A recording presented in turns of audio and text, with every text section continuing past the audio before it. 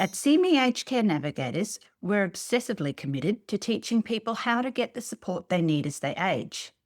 Did you know we offer a 1 hour personalised consultation where you get to ask us any questions relating to your or your loved one's situation? You'll find a link to book a Let's Talk consult in the show notes and on our website. Welcome to your Aged Care Compass podcast. We help you make sense of the Australian aged care system by having conversations about topics you've asked us about. We're joined by thought leaders, professional experts, and people just like you and I who talk about their experience in the aged care sector. Hello, everyone, and welcome to the show. We have another great episode about occupational therapy today, and I'm joined by one of the OTs who works for Kelly Forbes, last week's guest at Forbes Care. My guest today is Lani Davies. Throughout her schooling, Lani wanted to and was planning to be a nurse. However, in her first year out of school, while working in a local nursing home as an assistant nurse, she was exposed to other opportunities and instead chose to study occupational therapy. Once finishing uni, Lani worked in a private hospital for 7 years, then moved across to Forbes Care, where she's been for about 2.5 years. Whilst Forbes Care is based on the coast, Lani lives and works inland in Gympie and feels very privileged to serve the community she lives in. Lani, last week we showcased the role of an occupational therapist and discussed how an OT can support older people to remain able and safe in their own home. We're continuing that theme today, but with a focus on regional and rural areas of the country. Living in regional Australia myself, I see firsthand how challenging it can be for older people who live only an hour's drive away from me in more rural locations to access support from an OT. And then there are the challenges for OTs who are providing recommendations to providers. You're based in Gympie, Queensland, which is about 180 kilometres from Brisbane, which is about a 2-hour drive. You support the community in Gympie and you also travel further to support more rural communities. As an OT, is it more challenging to support people who live in such locations compared with if you were located in a major city?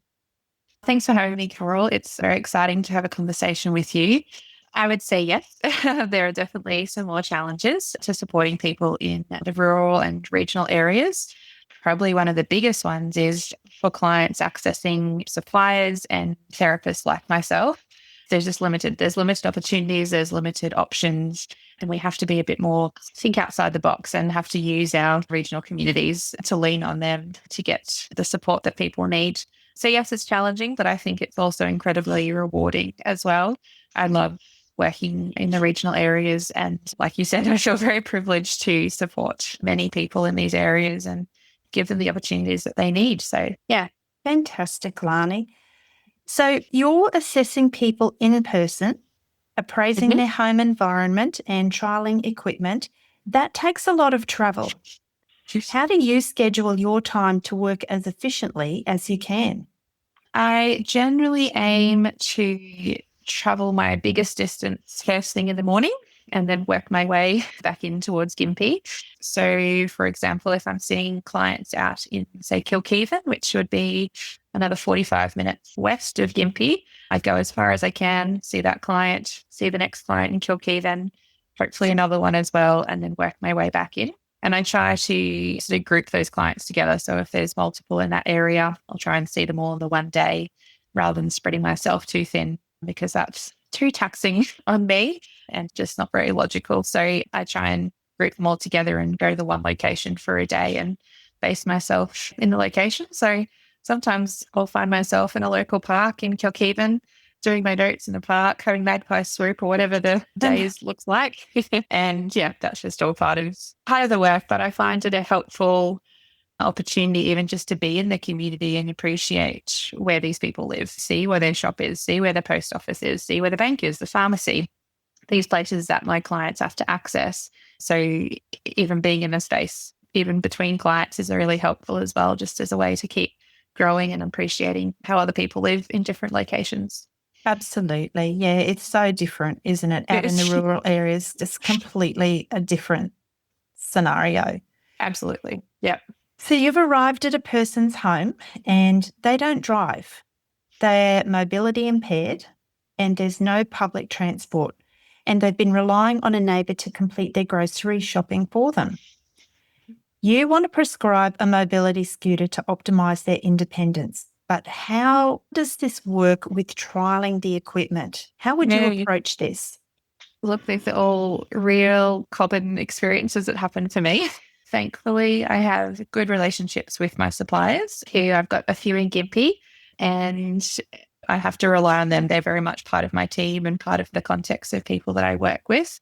They will often have designated days that they travel to particular areas. So I'm well aware of that and I lean into that. I had a client who she lived outside of Gympie, maybe about half hour, no family around either. So she wanted to be able to get to her grocery shop, which is absolutely understandable. So I turned up to her house for the first time. She was a lovely lady. I enjoyed hearing about her history of the country music, singing and dancing that she used to be involved in, and that was very fun. Anyway, we were assessing her home initially, and then we were talking about a scooter, and her neighbour turned up through the back fence who had multiple scooters, and he suggested that we could try his. Any one of his, right? Like he had multiple. That's right, yeah. And we did. Like, you just have to be a little bit flexible because the environment doesn't always allow for suppliers to be right there, right when you need them. So yes, we did trial the neighbour's scooters and we found one that worked better for her out of his options. And then I got a supplier to bring out a new one of that type. Fantastic. And yeah, we went for a scoot and she was able to figure it out and learn how to use it. And she was very chuffed. I love that story. That's wonderful. Again, as you just said, flexible, but being maybe a bit creative and resourceful as well. Yeah. Yeah. And I think you find country folk tend to be that way. You have to be a bit resourceful and rely on those people around you because you don't have a plethora of options to choose from. So you rely on your neighbours and you rely on the local postie or whatever it is. It's a very strong trait that our dear country folk have. They do, yeah. So, Lani, when trialling a mobility scooter, are there other considerations that you need to take into account? Yes. For that same client, her driveway was probably about 400 metres long. It was gravel, so it's not a nice, smooth concrete driveway. So it was gravel, it was dusty, and she wanted to be able to get out to her letterbox. So she also had to figure out how to open the gate while she's on her scooter. So we had to practice that a few times to figure out how to sort of negotiate where to put your scooter while you're opening a gate. So that was all part of it as well. She wanted to tow her wheelie bin as well. So of course. Yeah. Who else is someone else needed to do it. So yeah, we practiced all of the above to make sure she was able to do it. Yeah. How much fun is that, Lani? It's very fun, Carol. Very fun. Yeah, I do love what I do. I often chuckle to myself thinking about what I do compared to what my metro colleagues would do. Yes. They wouldn't have to think about that, and that's fine. And there's things that they would think about that I don't have to. Yeah. Rural communities are acknowledged as being very supportive of the people who live in those communities. You have a story about a person you were assessing for a lift. This situation, I'm sure, would not happen in a city. Tell us about this story, Lani. Yes, this is another lovely client that I have, again, about 45 minutes out of Gympie, needed some major modifications to his home to be able to access it safely. There's a tricky home environment, the slope of the land and the house and the age of the house. That's often a big one I have to consider. And we were looking at putting in a platform lift for him so that he could get from the ground, the garage level, up to his house. And I wanted to know that he could actually use a lift. Thankfully, and very serendipitously, I also had a client in the same town who already had a lift, and I was able to link them up. And so my initial client was able to go to the second client's house and trial her lift and make sure he could use it. And they'd met each other. They knew each other because it's a small community. Yeah. And so they had a little visit to each other's house and he practiced using the lift. And yes, he could use it, which is great. So yes, one of those ones, Carol, that I'm sure would not happen in the city. But it's, where I was very thankful for the community and for just being aware of who was in the town and who had what. Yeah. And who had what equipment. Yes, Right. exactly. They can Yeah. all go to each other's place and trial the equipment. So good. Yeah. And they all know each other. It was all very lovely the way that the conversation came about. I was sort of telling the clients, I would really like you to trial this to make sure you're going to be okay with it. And I know someone else. And anyway, it was all very sweet. And those bonds that you find are very precious. People love being connected, and because we're all social beings at the end of the day. So yeah, it was very, very lovely to see it all work out for them. Excellent. Forbes Care Occupational Therapy is a community-based practice supporting people across the Sunshine Coast, Gympie and North Brisbane regions. Their team of dedicated OTs provide functional assessments, home modifications, assistive technology solutions and therapy that helps people live safely and independently. At Forbes Care, they walk alongside clients and families, celebrating wins, navigating challenges and ensuring every person receives the support they need to thrive. So when we spoke previously, I told you about how my mum needed a modification to her home, which was concreting a pathway from her back door to the patio, which is where she sat every day. The pathway was uneven. It involved different levels of steps and uneven pavers, and it was a high falls risk for my mum. So there was an urgency to getting this job done. Mum had an OT recommendation for the work, and I began trying to source quotes for tradespeople. I could not get anyone to quote for this job. After 4 months of trying to get 3 quotes for Mum's provider, I accepted the quote from a tradie that we had previously used whose work was really good, and the quote was very reasonable, and Mum had the funding in her package. When I sent the one quote with an explanation as to why I couldn't get 3 quotes, I was actually reprimanded by my mum's provider that I didn't get 3 quotes, and I found this exasperating. It wasn't because I hadn't tried. I just couldn't. There was no one willing to quote on this. There were no tradies available, and I don't live in a rural location. I'm in regional Australia, so I was very frustrated by this. Thankfully, the provider understood that and accepted that one quote, and we were able to get on with that modification for Mum. But it's a real situation, isn't it, in rural locations? Tell us about your experience in getting quotes for home modifications. It's not easy all the time. And like I commented before on suppliers becoming part of my team, my tradies are definitely part of my team as well. And you get to know them well and you're able to have easy conversations because they know how you work and you know how they work.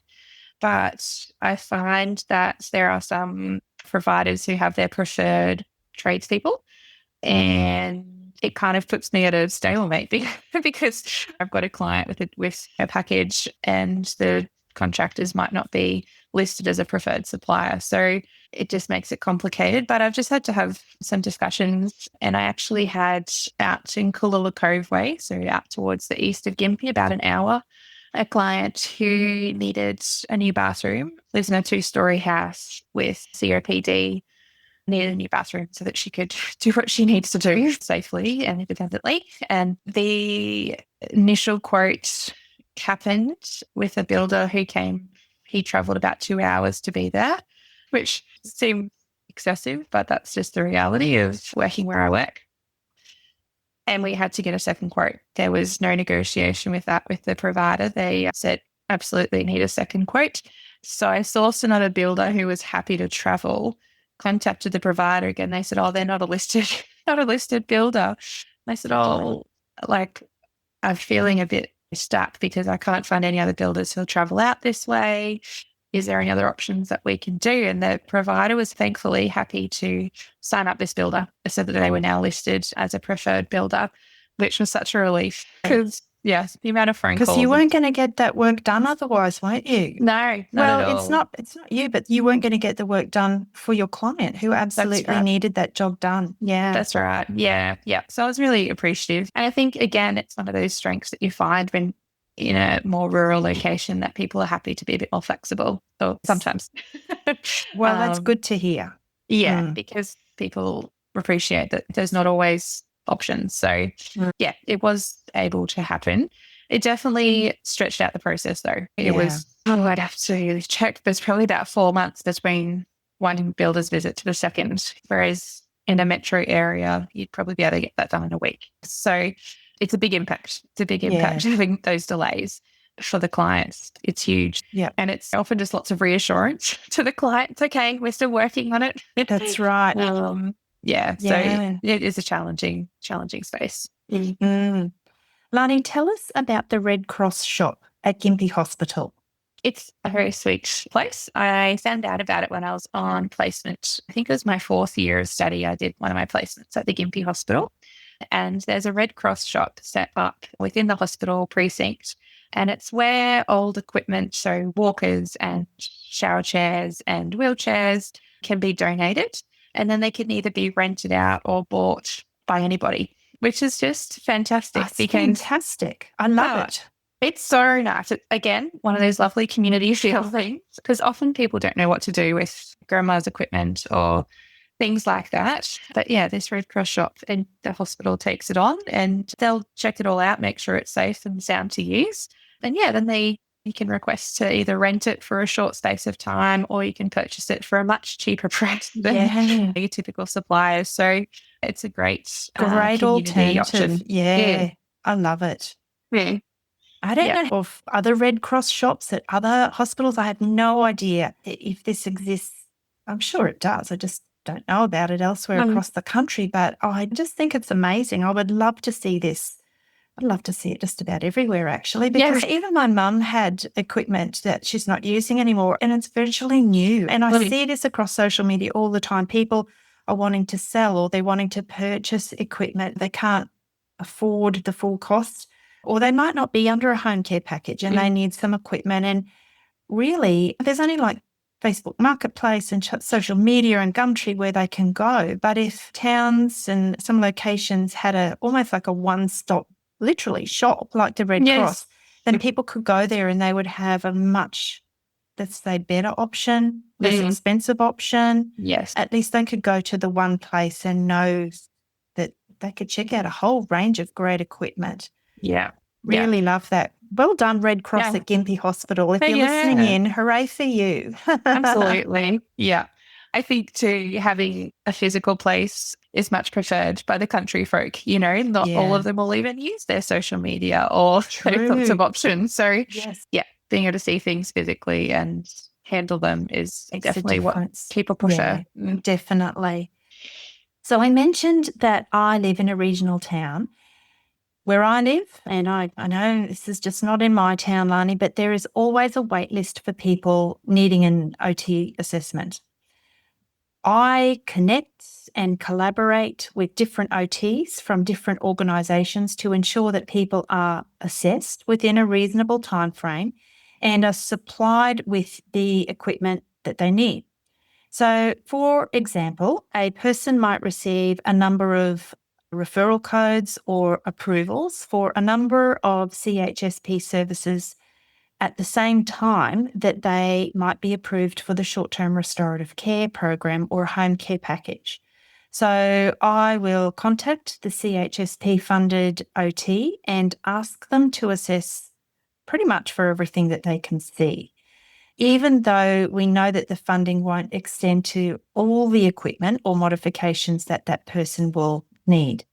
So then I ask the OT to share the report with us, and then we can use that report for the care planning of the person's short-term restorative care episode or for their home care package, allowing them to purchase the equipment without the need for another duplicate OT assessment. Who do you collaborate with in your rural communities? Oh, look, like I've said a few times, like I really love my suppliers. So I've got Lakeside Mobility and Gympie. They all know me by first name and give me a good wave when I come into store, or they all answer very promptly to my emails, which is all very helpful. And a few other suppliers in town as well.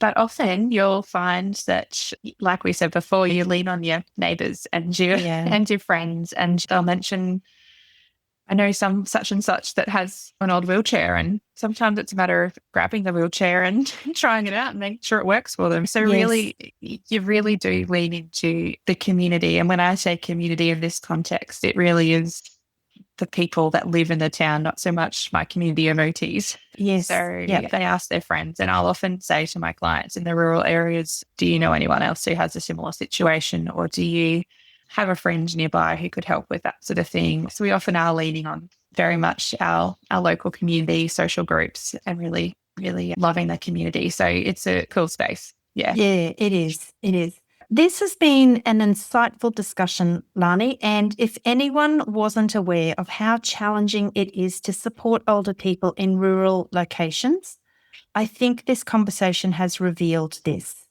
But it is possible, as you've explained to us, with an experienced and resourceful OT such as yourself, it is possible for people to be assessed and supported to access equipment and modifications. Lani, thank you very much for making the time to chat with me today. Oh, thanks, Coral. It's lovely to be part of the community. Thank you. Thanks for tuning in to another episode. Do you have a topic that you'd like us to cover on an episode?